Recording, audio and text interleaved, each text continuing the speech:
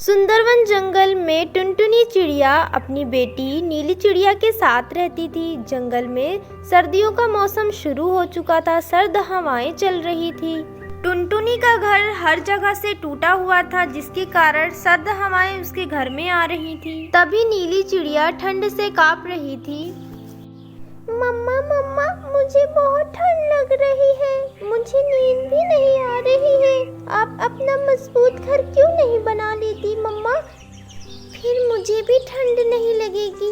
मम्मा, पिंकी का घर देखो कितना बड़ा है, कितना मजबूत है। वो बता रही थी उसके घर में रूम गर्म रखने वाला हीटर भी है।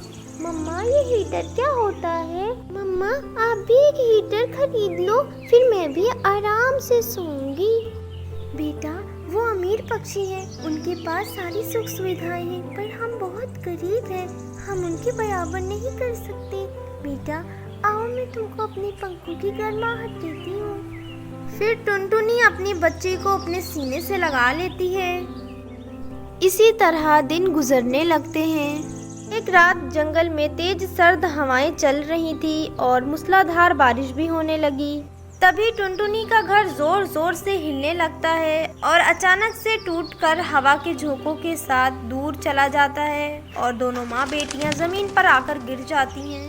बेटा, तू परेशान मत हो, मैं जंगल के सभी पक्षियों की बहुत मदद करती हूँ। वो भी हमारी मदद करने के लिए अपने घर में थोड़ी सी जगह जरूर दे देंगे। फिर टुनटुनी और उसकी बेटी नीली दोनों कालू कौवा के घर पहुँचती हैं और उसका दरवाजा खटखटा कर कहने लगती हैं, कालू भैया, ओ कालू भैया, जल्दी दरवाजा खोलो भैया, मेरी बेटी ठंड से तड़प रही है। बाहर बहुत सर्द हवाएं चल रही हैं, मुझे अपने घर में आसरा दे दो, मैं बहुत मजबूर हूँ, मेरा घोंसला टूट गया है। कालू भैया, ओ कालू भैया, दरवाजा खोलो। दोनों चुपचाप यहाँ से चली जाओ, वरना मैं तुम लोगों को धक्के मार के भगा दूंगा। मुझे परेशान मत करना, मैं दरवाजा नहीं खोलूंगा। फिर वो दोनों माँ बेटियाँ वहाँ से चली जाती हैं और बंटी के घर पहुँचती हैं। वहाँ दरवाजा खटखटाती हैं। बंटी भैया, ओ बंटी भैया, दरवाजा खोलो भैया, मेरी बच्ची ठंड से बहुत तड़प रही है, जल्दी से दरवाजा खोलो, बहुत ठंडी हवाएं चल रही हैं, यहाँ खड़े रहना मुश्किल है, कुछ दिनों के लिए अपने घर में जगह दे दो, मेरा घर टूट गया है भैया। चलो भाग जाओ यहाँ से, यहाँ कोई जगह नहीं है तुम लोगों के रहने के लिए। मेरा भी घोंसला बहुत ही कमजोर है, तुम लोगों का वजन नहीं सह पाएगा, चली जाओ वरना वो दोनों वहाँ से चली जाती हैं। माँ, आप तो कहती थी आपकी मदद सब करेंगे, आप भी तो सबकी मदद करती थी, पर आपकी मदद तो कोई भी नहीं कर रहा माँ।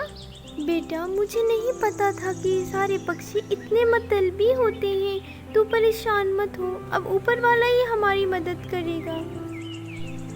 इतना सोचकर दोनों माँ बेटी एक खेत में जाते हैं और वहाँ पर उनको एक केले का घर दिखता है। कोई है घर में? कोई है क्या? दरवाजा खोलो, कोई है?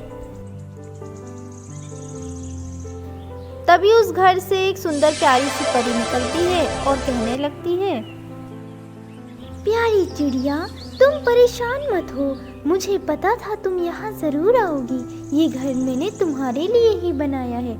मुझे पता है तुम बहुत ईमानदार हो और दूसरों की बहुत मदद करती हो, लेकिन आज तुम्हारी मदद किसी ने नहीं की, इसीलिए मैंने तुम्हारे लिए घर बनाया है। इसमें तुम्हें सारी सुख सुविधाएं मिलेंगी और मैंने यहाँ पर केले भी बोए हैं, जिसको तुम बाजार में बेचकर पैसा भी कमा सकती हो। इतना कहकर वो प्यारी सी परी वहाँ से गायब हो जाती है और टुनटुनी और उसकी बेटी नीली दोनों उस केले के घर के अंदर जाते हैं। जाते ही वो लोग देखते हैं कि वो केले का घर बहुत ही सुंदर है और पक्का मजबूत बना हुआ है और काफ़ी बड़ा भी है।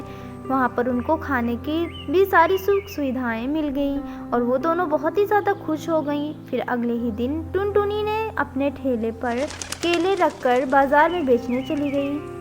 केले ले लो, केले ले लो, ताज़ा ताज़ा केले ले लो। इसी तरह टुनटुनी के ठेले पर ढेर सारे कस्टमर आने लगे और टुनटुनी को अच्छा मुनाफा होने लगा और टुनटुनी बहुत ही ज़्यादा खुश हो गई।